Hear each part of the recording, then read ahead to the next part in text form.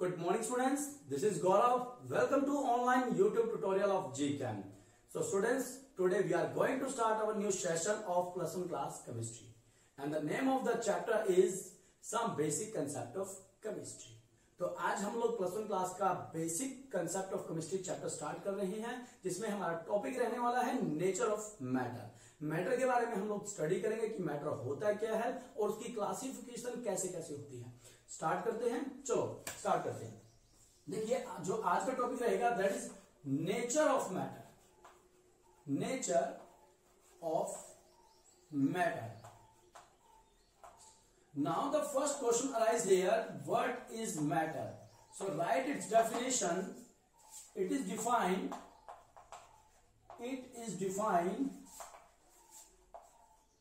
anything that occupies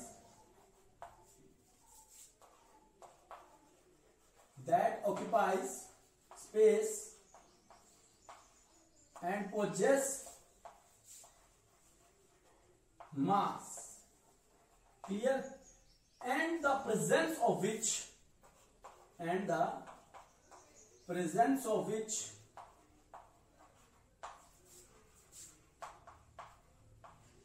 can be felt by one or more of our 5 sense organ. One or more of our 5 sense organ. Is it clear? अब देखिए समझते हैं definition को क्या बोलता है कि मैटर क्या होता है। मैटर कोई भी ऐसी सब्सटेंस एनीथिंग, कुछ भी चीज जो ऑक्यूपाई करती है क्या स्पेस को, जो कुछ स्पेस को कवर अप करती है, एंड पोजेस मास, और जिसका कुछ ना कुछ भार होता है, and the presence of which, और उसकी प्रेजेंस, उसकी उपस्थिति को हमारे 5 सेंस ऑर्गन अगर सेंस कर लेते हैं, हर उस सब्सटेंस को हम बोलेंगे मैटर। इतना क्लियर? देखो ये चौक को मैंने यहां रखा, क्लियर है। चौक ने क्या किया, मेरे हाथ के ऊपर कुछ स्पेस को कवर किया, और इस चौक का क्या होगा, कुछ ना कुछ वेट भी होगा, clear. It possesses some mass, clear. और जो मेरे 5 सेंस ऑर्गन है वो अगर इसको डिटेक्ट कर लेते हैं, for example if I am talking about eyes, मेरी आंख इसको देख लेती है, दैट इज मैटर, क्लियर। अगर मेरी नोज इसको सेंस कर लेती है तब भी ये मैटर, क्लियर। कोई भी 5 सेंस ऑर्गन में से एक या एक से ज्यादा ऑर्गन इसको डिटेक्ट करने में कामयाब है तो इसका मतलब ये क्या है, मैटर है, क्लियर। एग्जाम्पल लेके चलते हैं। Example, any chair, water, air are the example of matter. अब देखिए इसकी क्लासिफिकेशन को पढ़ते हैं। मैटर की कुछ क्लासिफिकेशन है। Matter is classified on the basis of physical and chemical properties. Matter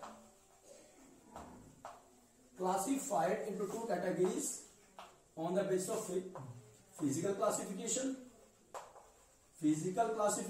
and chemical classification. Clear. Matter को 2 भागों में डिवाइड किया है ऑन द बेसिस ऑफ, किस बात के आधार पे, पहला फिजिकल प्रॉपर्टी के आधार पे, and the second one is chemical property के आधार पे। मैटर को हम लोगों ने 2 पार्ट्स में डिवाइड कर दिया। Is it clear? तो अब चलते हैं आगे। अब बात करते हैं पहले फिजिकल क्लासिफिकेशन की। तो so write its definition, on the basis of physical state, on the basis of physical state at under ordinary condition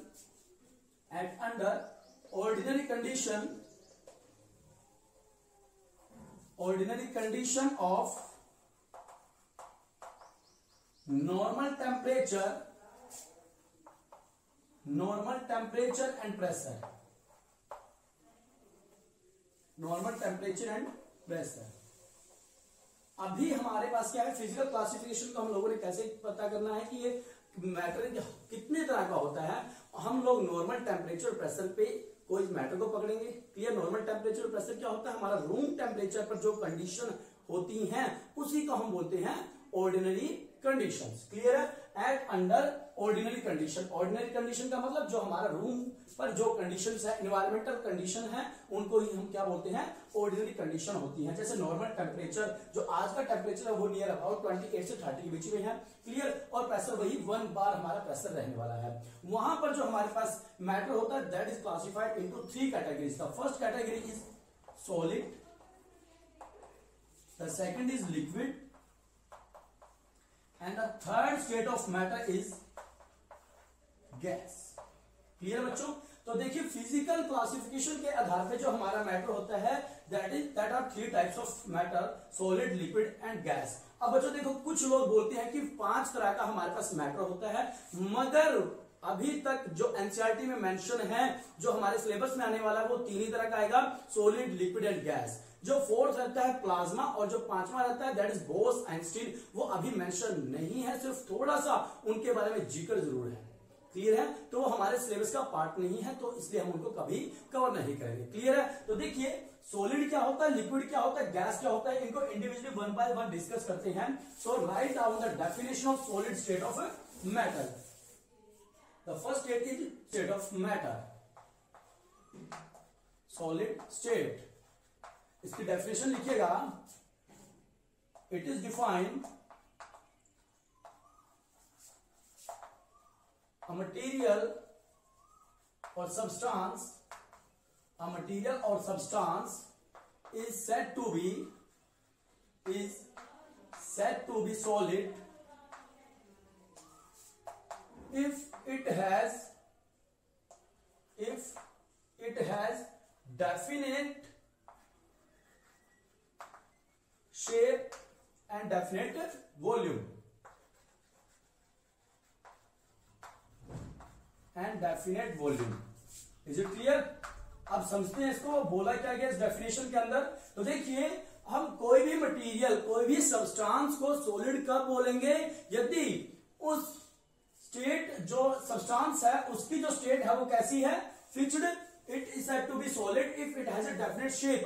अगर उस सॉलिड की डेफिनेट शेप है, for example I am talking about this chalk. अगर ये चौक आप लोग को एक सिलेंड्रिकल सब्सटेंस लग रहा है, इसकी शेप कैसी है? सिलेंड्रिकल है। जब तक आप इसके ऊपर कोई फोर्स अप्लाई नहीं करेंगे तब तक ये सिलेंड्रिकल ही रहने वाला है। क्लियर? और इसका कुछ ना कुछ डेफिनेट वॉल्यूम भी होगा। क्या होगा?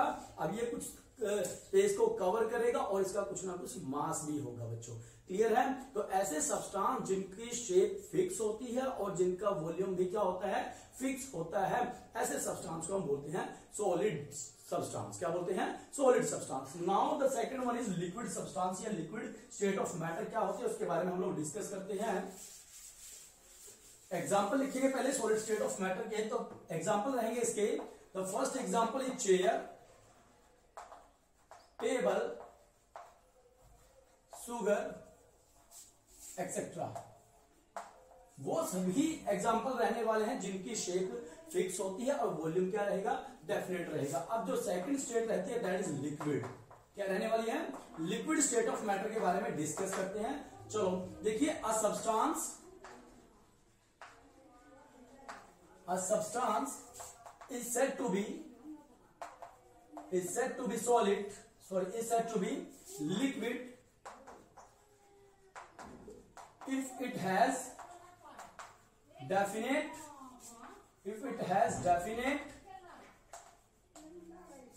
volume but not definite shape। Clear? अब देखिए क्या रहता है यहां पर कि जो ऐसा सब्सटेंस को हम लिक्विड बोलेंगे जिसकी शेप क्या हो? फिक्स ना हो। यहां पर शेप क्या है? फिक्स नहीं है। वॉल्यूम क्या रहेगा? फिक्स रहेगा। अब देखिए, मैंने एक ग्लास वाटर को लिया और उसको बोतल में डाल दिया। पहले जो वाटर था उसने किसकी शेप ले रखी थी? ग्लास की शेप ले रखी थी। जब मैंने उसको बोतल में डाला, बोतल में डालने के बाद जो वाटर है उसने किसकी शेप ले ली? बोतल की शेप ले ली। अब मैंने बोतल से निकालकर उसको एक बाउल में डाला। क्लियर है? तो वाटर ने किसकी शेप ले ली? बाउल की। इसका मतलब क्या हुआ? जो यहां से रिजल्ट निकल के आया कि वाटर की खुद की कोई शेप नहीं होती, मगर जब मैंने उसको मेजर किया, मेजर करने के बाद मैंने उसको आसानी से वेट कर लिया। क्लियर, और जब कहीं पे डाला तो उसने कुछ स्पेस को भी कवर किया है, इसका मतलब उसकी डेफिनेट वॉल्यूम तो है मगर शेप डेफिनेट नहीं है। क्लियर है, तो इसका एग्जांपल क्या रहेगा हमारे पास, water, oil, milk and milk etcetera. तो जितने भी आप लोग को लिक्विड कंपोनेंट नजर आते हैं वो सब इस स्टेट में आने वाले हैं। क्लियर है। Now the third state of matter is gas. The third state is gas. Now write down its definition is gas. It has neither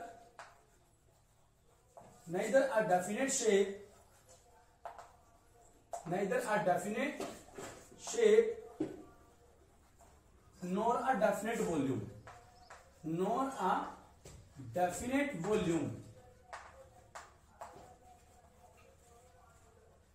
is it clear. अब देखो गैस क्या होती है, गैस एक ऐसा सब्सटेंस होता है, अगर आप उसको बोतल में डाल रहे हो तो बोतल की शेप ले लेती है। क्लियर। और अगर आप उसको किसी इनक्लोज बॉक्स में डाल रहे हो तो उसकी शेप ले लेती है।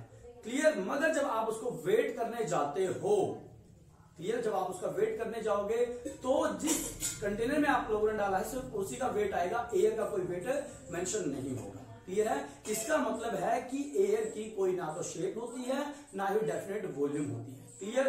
अगर मैं इस रूम की बात करूं, अगर आप अपने क्लासरूम की बात करो, हर जगह आपको एयर नजर आएगी।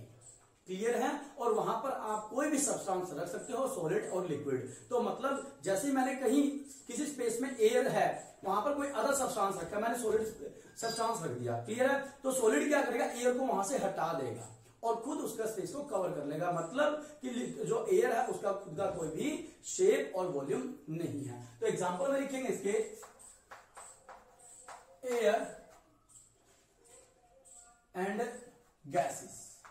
जितनी भी आप लोगों को गैसेस पता है सब लिख देंगे। हाँ, hydrogen gas, oxygen gas, nitrogen gas. Clear है। All of the gases are its example. इतना क्लियर। तो चलो अब देखिए हमारे पास क्या है, ये थी इसकी physical classification. Now it's time to discuss about its chemical classification. क्या पढ़ेंगे, केमिकल क्लासिफिकेशन के बारे में डिस्कस करते हैं। Clear students. तो before discuss its chemical classification, right a few important points that it is believed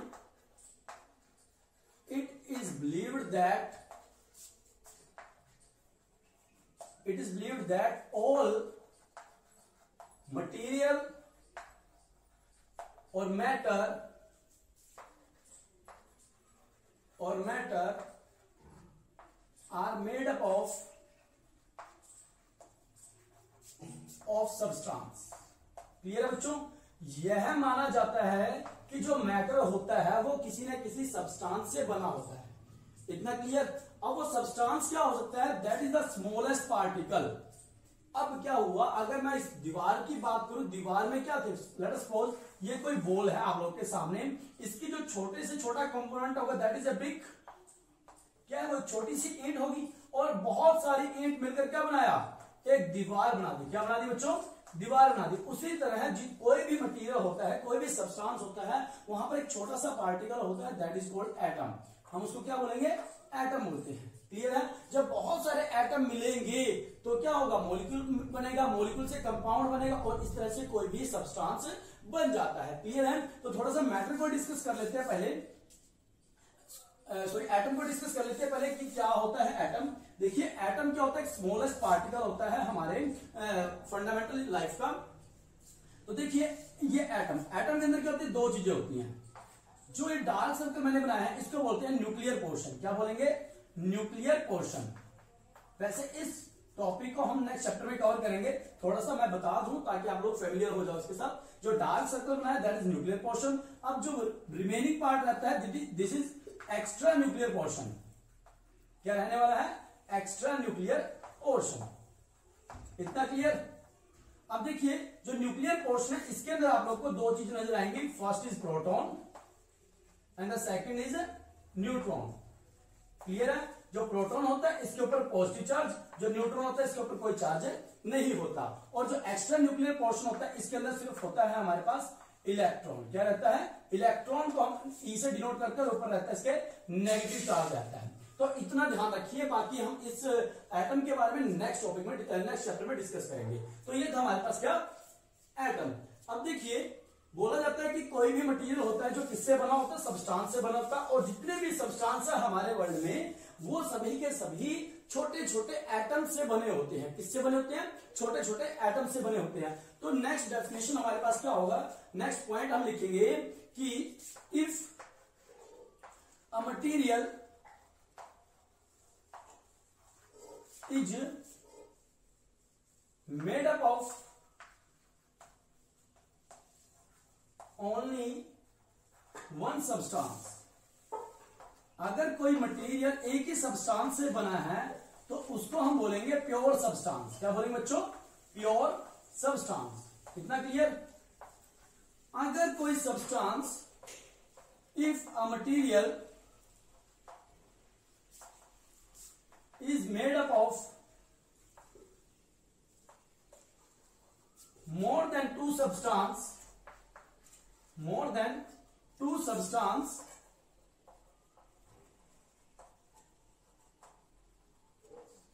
तो उसको क्या बोलेंगे, are not pure substance. If a material is made up of more than two substance are not pure substance, उसको pure substance नहीं बोलेंगे, are not pure substance. Is it clear. And the material is known as mixture, and the material is known as mixture। अब देखिए बच्चों, इसको समझते हैं थोड़ा सा। मैंने क्या बोला कि ये हमारे पास कुछ साइंटिस्टों ने बिलीव करवाया है कि कोई भी मटेरियल होता है वो किससे बना होता है, वो सब्सटेंस से बना होता है। किससे बना होता है, सब्सटेंस से।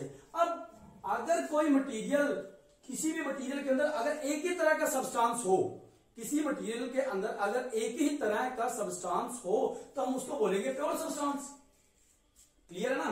अगर किसी मटेरियल के अंदर दो या दो से ज्यादा सब्सटेंस नजर आ जाए, क्या नजर आए, दो या दो से ज्यादा सब्सटेंस नजर आए, तो उसको हम बोलते हैं मिक्सचर। क्या बोलते हैं, मिक्सचर। तो केमिकल क्लासिफिकेशन को ऐसे ही डिवाइड किया गया है, on the base of substance. Clear है। तो हम लोगों ने फिजिकल क्लासिफिकेशन को डिस्कस कर लिया है, बात करेंगे केमिकल क्लासिफिकेशन। तो केमिकल क्लासिफिकेशन को दो भागों में बांट दिया है। किसके बेस पे, सब्सटेंस के बेस पे। किसके बेस पे बच्चों, सब्सटेंस के बेस पे। जिसके अंदर एक ही तरह के सब्सटेंस होते हैं, that is called pure substance. क्या बोला हम लोगों ने, प्योर सब्सटेंस। क्लियर। और जिनके अंदर दो या दो से ज्यादा सब्सटेंस होते हैं, that is known as mixture. उनको हम क्या बोलेंगे, मिक्सचर बोलेंगे। क्लियर है बच्चों। तो देखिए, ये रहता है हमारे पास प्योर सब्सटेंस और मिक्सचर। आगे हम पढ़ते हैं, पहले प्योर सब्सटेंस को देखते हैं। अब प्योर सब्सटेंस क्या होता है उसको देखते हैं। प्योर सब्सटेंस के अंदर हमारे पास दो चीजें आएंगी। पहले हम पढ़ेंगे एलिमेंट क्या होते हैं, and the second is compound क्या होते हैं। क्लियर है बच्चों। तो देखिए, पहले हम एलिमेंट के बारे में डिस्कस करते हैं कि एलिमेंट क्या होता है। तो write down it's definition. Clear. An element is a pure substance,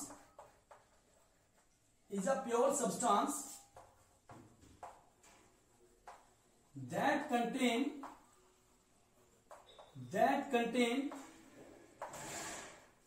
only one kind of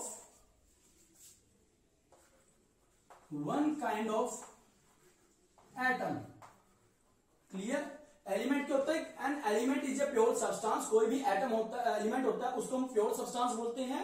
clear. जिसके अंदर only one kind of atom, एक एलिमेंट के अंदर एक ही तरह के एटम मिलेंगे। फॉर एग्जांपल, अगर मैं बात करूं सोडियम एटम की, तो इसके अंदर जितने भी एटम प्रेजेंस होंगे वो सारे के सारे सोडियम के ही होंगे। फॉर एग्जांपल, अगर देखिए, सोडियम की प्रॉपर्टी होती है इसके लास्ट सेल में एक इलेक्ट्रॉन है। क्लियर है। इसकी डोनेटिंग पावर क्या होती है, एक इलेक्ट्रॉन देने की होती है। तो इसके जितने भी एटम निकल कर आएंगे, सभी के सभी एक ही एटम डोनेट करेंगे। क्लियर है।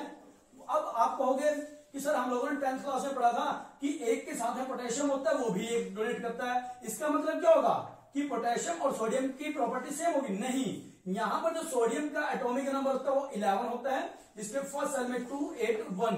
देखना, यहां पर जो सोडियम के अंदर से इलेक्ट्रॉन गया है वो थर्ड सेल से निकल के गया है। क्लियर है? मतलब जो पोटेशियम होता है उसके अंदर से जो इलेक्ट्रॉन निकल के जाता है वो फोर्थ सबसेल से निकल के जाता है, इसलिए इन दोनों की प्रॉपर्टी डिफरेंट होगी।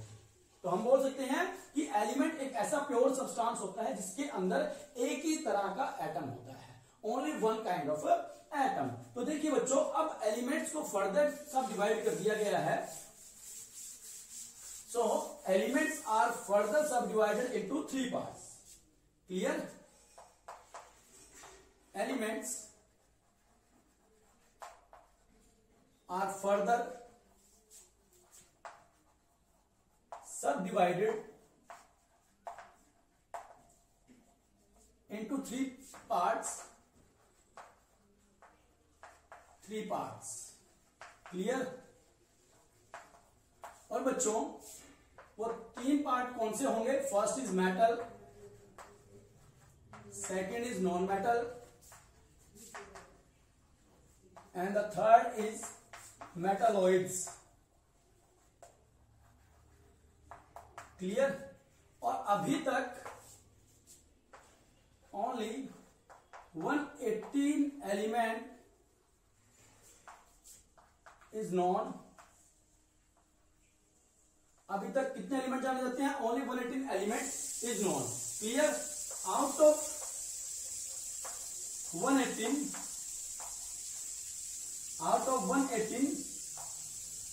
only 92 elements are found in earth crust. 118 में से केवल 92 एलिमेंट ऐसे होते हैं जो हमें अर्थ की क्रस्ट के अंदर से मिलते हैं। इसको हम गॉड गिफ्ट भी बोल सकते हैं, अर्थ क्रस्ट। क्लियर? तो देखिए बच्चों, अब जो रिमेनिंग एलिमेंट होते हैं, जो बचे हुए एलिमेंट होते हैं, तो वो कहां से आएंगे? Remaining elements are prepared artificially in the laboratory. Clear? Remaining elements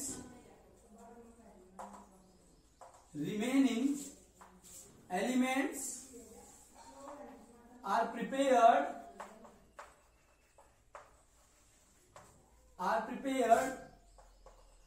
artificially in the laboratory। कहां पर? लैबोरेटरी के अंदर उनको प्रिपेयर किया जाता है। क्लियर बच्चों? तो देखिए क्या बोलता है, एलिमेंट्स आर फर्दर सब divided into 3 parts. First is metal, the second is non metal, third is metalloids. Only 180 elements is known. अभी तक कितने? 118 एलिमेंट्स हम लोगों ने स्टडी किए हैं। मतलब हमारे जो साइंटिस्टों ने पीरियोडिक टेबल के अंदर 118 एलिमेंट के को मेंशन कर रखा है। क्लियर? और 118 में से 92 एलिमेंट्स ऐसे होते हैं जो अर्थ की क्रस्ट के नीचे से मिलते हैं। और लास्ट पॉइंट होता है कि जो रिमेनिंग एलिमेंट्स होते हैं 92 के अलावा जो बचे हुए एलिमेंट हैं, clear, that are prepared artificially in the laboratory. वो लैब के अंदर तैयार किए गए हैं। क्लियर है? तो देखिए मेटल क्या होता है, नॉन मेटल और मेटलॉइड्स के बारे में थोड़ा सा डिस्कस करते हैं। सबसे पहले बात करेंगे मेटल्स क्या होते हैं। क्लियर? सबसे पहले मेटल के बारे में डिस्कस करते हैं। Metals are those substance, clear, which are solid in nature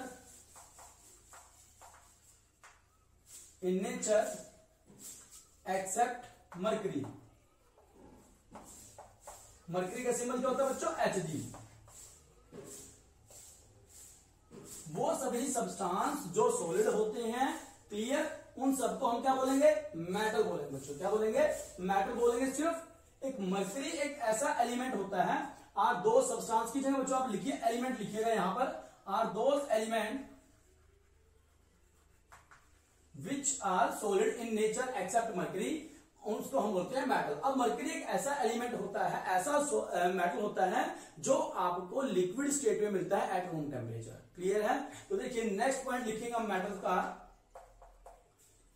metal are good conductor of heat and electricity. metals are good conductor of heat and electricity, of heat and electricity. Clear है? metals are good conductor of heat and electricity.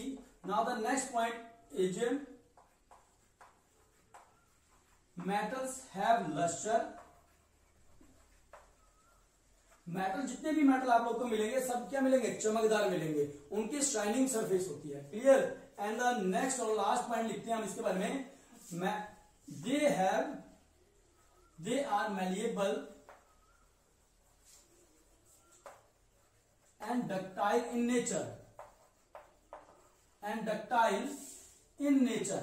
अब last point को समझते हैं बच्चों, क्या बोलता है कि जो मेटल होते हैं उनका नेचर मैलिएबल और डक्टाइल होता है। ये 10th क्लास में भी आप लोगों ने पढ़ा होगा। That is very important question of your 10th class. Let us discuss malleable and ductile. Malleable क्या होता है? जब किसी मेटल को के ऊपर हैमर लगाया जाता है, हैमर से चोट मारी जाती है, तो क्या होता है? कुछ मेटल ऐसे हैं जो शीट की शेप ले लेते हैं।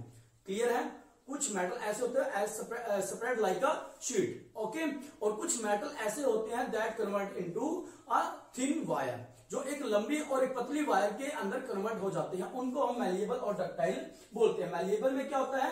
जब किसी मेटल को हैमर के साथ पीटा जाता है, that convert into thin sheet, okay. और जब डक्टाइल के ऊपर, सॉरी मेटल के ऊपर क्या होता है? हैमर लगाया जाता है, that convert into a thin और लॉन्गर वायर, वो थिन, पतली और लंबी वायर में कन्वर्ट हो जाता है। ये होता है हमारे पास मैलिएबल एंड डक्टाइल। क्लियर है? Now let us discuss about the non metal के बारे में डिस्कस करते हैं कि नॉन मेटल क्या होते हैं। क्लियर है? अब नॉन मेटल के अंदर लिखेंगे they are a poor conductor of heat and electricity. पहला पॉइंट लिखेंगे नॉन मेटल का। सेकंड जो हमारे पास क्लासिफिकेशन होती है एलिमेंट्स की, that is non metal. Non metal कौन होते हैं उनके बारे में डिस्कस करते हैं। They are bad conductor of heat and electricity,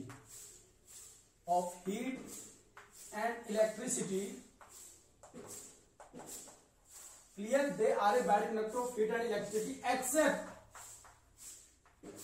graphite। Clear है बच्चों? अब आप लोग कहोगे सर ग्रेफाइट तो हम लोगों ने ऐसा आज तक कोई एलिमेंट नहीं पढ़ा। बच्चों ग्रेफाइट हमारा एलोट्रोप होता है कार्बन का। किसका एलोट्रोप होता है? कार्बन का। इसलिए हम लोगों ने यहां पर एग्जांपल में लिखा है। तो मैं बोल रहा हूं कि they are bad conductor of heat and electricity except graphite को छोड़कर बाकी सब जो नॉन मेटल होते हैं that are bad conductor. Clear? Now the next point is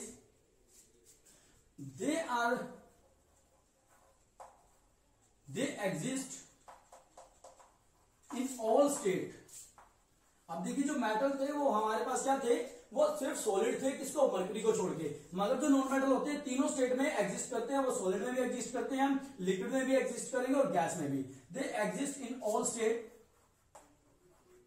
clear? For example sulphur and iodine जो होते हैं, सल्फर, आयोडीन और कुछ और भी एलिमेंट होते हैं, ये सॉलिड होते हैं। क्लियर?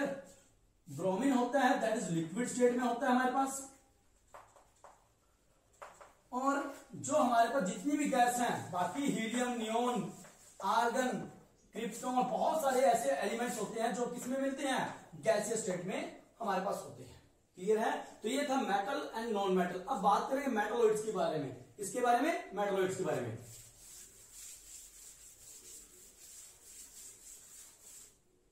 अब देखिए मेटलॉइड्स क्या होते हैं। बिल्कुल सिंपल डेफिनेशन है बच्चों मेटलॉइड्स की। दो those elements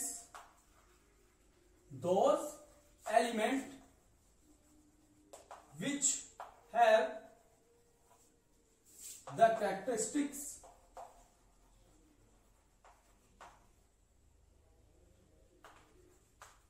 of both, जिसको हम लिख सकते हैं which behave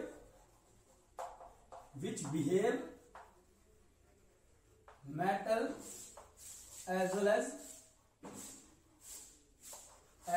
नॉन मेटल। अब ये मेटलॉइड्स वो होते हैं जिनके पास मेटल की प्रॉपर्टी भी होती है और नॉन मेटल की भी प्रॉपर्टी होती है। ऐसे एलिमेंट को हम बोलेंगे मेटलॉइड्स। क्लियर है? तो इसके एग्जांपल देखते हैं क्या होते हैं एग्जाम्पल में लिखेंगे आर्सेनिक एंटीमनी और बिस्मुथ, ये हमारे इसके बड़े फेमस एग्जाम्पल रहते हैं। आई रिपीट इट, मेटल वो थे जो कंडक्ट करते हैं इलेक्ट्रिसिटी को, जिनकी सॉलिड स्टेट होती है एक्सेप्ट मर्करी को छोड़ के, इनके पास लस्टर होता है, क्लियर है, और बहुत सारी इनकी प्रॉपर्टी होती है, जैसे इलेक्ट्रोपॉजिटिव नेचर होता है, क्लियर। नॉन मेटल की बात करें, that is bad conductor of heat and electricity except carbon graphite को छोड़ के, और साथ में क्या होता है, दे लाई इन ऑल स्टेट, वो सभी स्टेट में लाई करते हैं, चाहे वो आपकी सॉलिड हो, लिक्विड हो, गैस हो, क्लियर है। उनके पास कोई लस्टर नहीं होता, क्लियर, एक्सेप्ट आयोडीन को छोड़ के। वो शायद मैंने पॉइंट लिखवाया नहीं, कोई बात नहीं, लिख लेना बच्चों। एक पॉइंट और ऐड करना नॉन मेटल के अंदर कि non metal do not have lustre except iodine. Iodine को छोड़कर बाकी सभी नॉन मेटल के अंदर कोई चमक नहीं होती है, क्लियर है। तो ये था हमारा टॉपिक, क्या, metal, non metal and metalloids. अब वापिस चलते हैं कंपाउंड की तरफ। किसकी तरफ चलते हैं बच्चों? कंपाउंड क्या होता है? एलिमेंट को हम लोगों ने प्योर सब्सटेंस को दो भागों में डिवाइड किया था, element and the second one is compound. तो बच्चों हमारा जो टॉपिक रहता है अब वो है कंपाउंड। किसके बारे में डिस्कस करेंगे? कंपाउंड के बारे में हम लोगों ने डिस्कस करना है कि कंपाउंड क्या होता है, क्लियर। देखिए कंपाउंड क्या होता है कि the pure substance, it is a, यहां लिखेंगे it is a pure substance, it is a pure substance, clear, it is a pure substance. Next line में लिखेंगे when two or more than two atom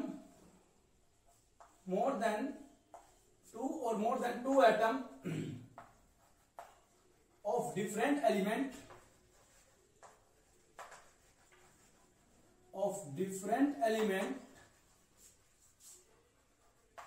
are react with each other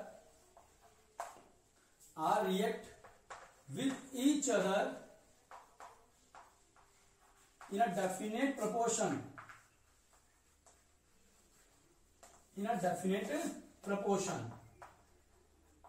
अब बच्चों समझते हैं इसको क्या बोलता है कि कंपाउंड क्या होते हैं। देखिए वो सभी प्योर सब्सटेंस, कंपाउंड क्या होते हैं, ये प्योर सब्सटेंस की कैटेगरी में हम लोगों ने पढ़ा था। एक साइड एलिमेंट चला गया था, दूसरी साइड कंपाउंड आ गया था, क्लियर। अब एलिमेंट के अंदर क्या था, एक ही तरह का एटम था, मगर कंपाउंड के अंदर एक से ज्यादा एटम हो सकते हैं। ये प्योर सब्सटेंस की कैटेगरी क्या होता है, कैसे बनता है, जब दो या दो से ज्यादा एटम, टू और more than two atom of different element.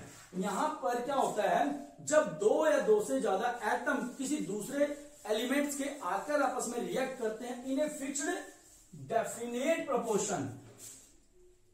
क्या होता है यहां पर फिक्स्ड डेफिनेट प्रोपोर्शन, मतलब उनकी जो अमाउंट होगी वो फिक्स होगी। क्या होगी, फिक्स होगी। उन ऐसे सब्सटेंस को, ऐसे प्योर सब्सटेंस को हम क्या बोलेंगे, कंपाउंड बोलेंगे। बच्चों जैसे हम लोग सब्जी के अंदर, खाने के अंदर क्या होता है, नमक की अमाउंट को फिक्स रखते हैं, वो बहुत ज्यादा बहुत कम नहीं रखते। उसी तरह से कंपाउंड के अंदर जो हमारे पास कंस्टिट्यूएंट होते हैं, जिनसे मिलकर बना होता है, उनकी अमाउंट क्या होती है, फिक्स होती है। अब इसकी एक बहुत अच्छी प्रॉपर्टी होती है, क्या प्रॉपर्टी होती है कि the property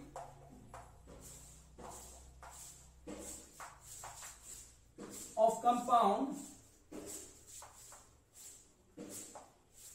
are not similar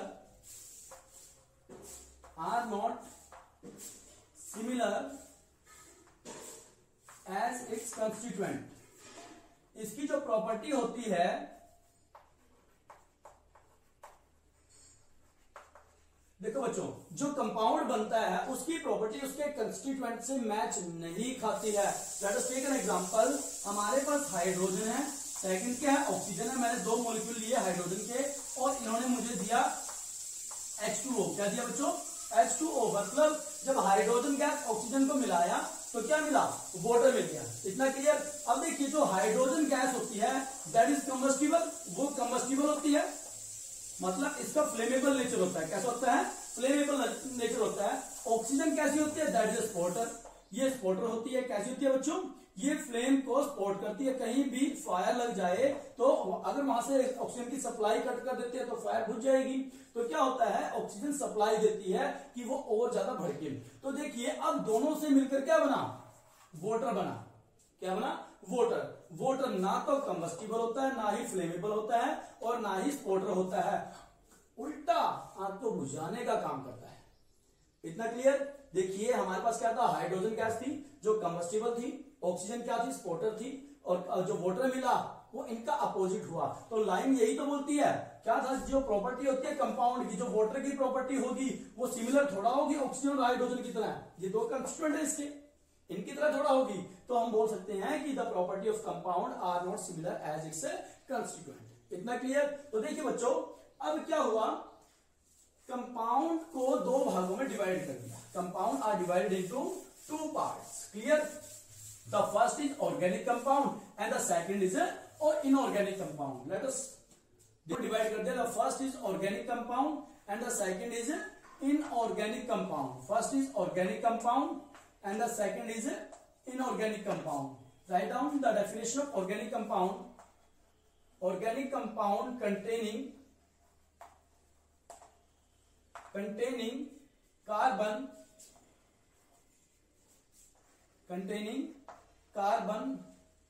and other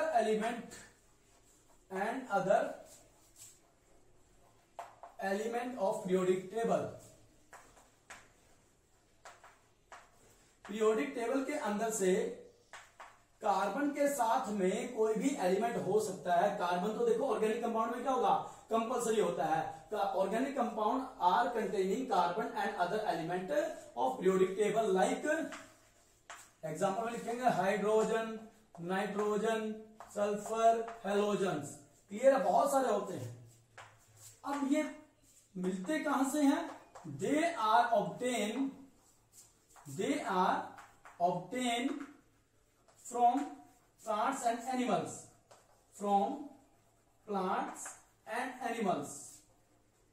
ये हम लोगों को कहां से मिलते हैं? एनिमल्स और प्लांट्स से मिलते हैं। क्लियर? अब देखिए the next is inorganic compound. पहले क्लियर हुआ? ऑर्गेनिक कंपाउंड उन सभी कंपाउंड को बोला जाता है जिसमें कार्बन तो होता ही होता है और कार्बन के साथ में बहुत सारे एटम या एटम के एलिमेंट के एटम होते हैं। क्लियर? अब इनऑर्गेनिक कंपाउंड की बात करेंगे। Inorganic compound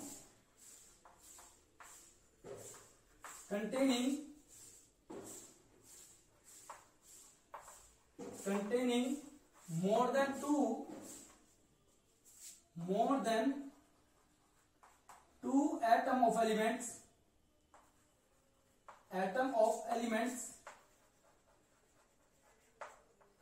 except carbon. अब कार्बन को छोड़ के जो बाकी सारे एटम जब आपस में जुड़ेंगे और कोई नया कंपाउंड देंगे, that compound is known as inorganic compound. इतना क्लियर हुआ बच्चों? ऑर्गेनिक कंपाउंड में आप लोगों को कार्बन मिलेगा। क्या मिलेगा? कार्बन तो मिलेगा ही मिलेगा, मगर इनऑर्गेनिक कंपाउंड में आपको जरूरी नहीं है कि कार्बन मिले। बाकी जब दूसरे एटम आपस में कंबाइन होंगे, फॉर एग्जाम्पल NaCl, MgCl, ये सभी क्या है? इनऑर्गेनिक कंपाउंड में आएंगे। अब देखिए मिलते कहां से हैं? दे are obtained from, कहां से मिलते हैं? From rock and minerals. यह हमें चट्टानों और मिनरल्स के अंदर से मिलते हैं। क्लियर है बच्चों? तो ये था आज का हमारा टॉपिक। देखते हैं एक बार हम लोगों ने क्या क्या पढ़ा है, कुछ छूट तो नहीं गया हमारा।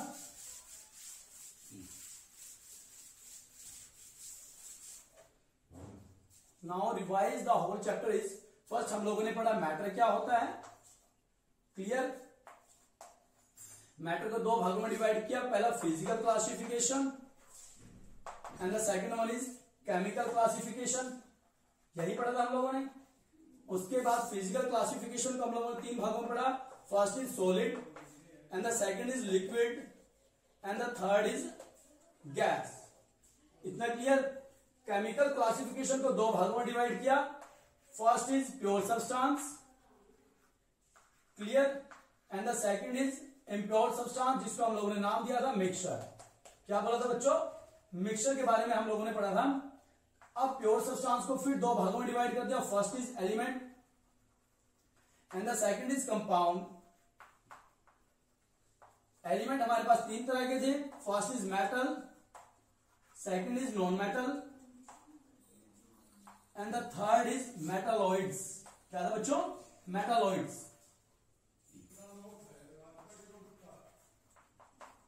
क्लियर? अब कंपाउंड दो तरह के थे, फर्स्ट हमारे पास ऑर्गेनिक कंपाउंड आया and the second is inorganic. अब बच्चों देखिए, जो आज का हमारा टॉपिक है वो हम लोग organic compound sorry inorganic compound पर फिनिश करते हैं। क्लियर? नेक्स्ट लेक्चर के अंदर हम पढ़ेंगे होमोजीनस मिक्सचर क्या होता है, क्लियर, और हेट्रोजीनस मिक्सचर क्या होता है। सिर्फ हमारे नेचर ऑफ मैटर में दो ही टॉपिक बचते हैं जिसको हम नेक्स्ट टॉपिक में क्लियर करेंगे। क्लियर बच्चों? तो ये था आज का हमारा सेशन। तो बच्चों आप लोगों से दोबारा रिक्वेस्ट कर रहा हूं, मैं प्रॉपर पूरा डिटेल में आप लोगों को विद डेफिनेशन नोट्स बनवा रहा हूं। अपने नोट्स आपके साथ बनाते रहना, क्योंकि आज का बहुत ज्यादा बेसिक आज का हमारा लेक्चर था। तो इस चैप्टर को अच्छे से जितना अच्छे से समझोगे और बार बार इसको याद करोगे, आप लोगों के लिए बहुत बेनिफिशियल रहने वाला है बच्चों। तो नेक्स्ट टॉपिक जो लेक्चर रहेगा हमारा, उसमें होमोजेनस और हेट्रोजेनस को कवर करेंगे। और बच्चों आप लोगों से रिक्वेस्ट है, अगर आप हमारे चैनल पे नए हो तो प्लीज सब्सक्राइब करना मत भूलिए, ताकि जो लेटेस्ट वीडियो आने वाली है आप लोगों के पास वो टाइम से पहुंचती रहे। तो आज के लिए इतना ही, धन्यवाद।